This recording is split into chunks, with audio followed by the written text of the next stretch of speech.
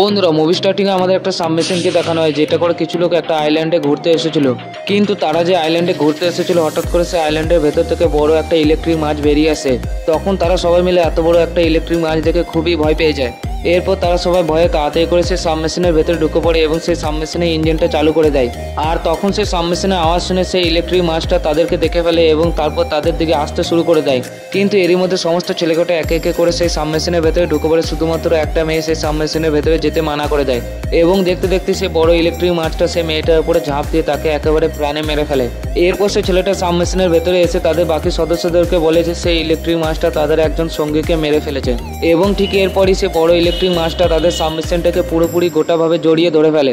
আর তারপর সেই মাছটা তার ইলেকট্রিক শক্তি দিয়ে সেই সাবমেশিনের সমস্ত সিস্টেমকে পুড়িয়ে দেয়, যার কারণে সেই সাবমেশিনের সমস্ত ইঞ্জিন কটা একেবারে বন্ধ হয়ে যায়।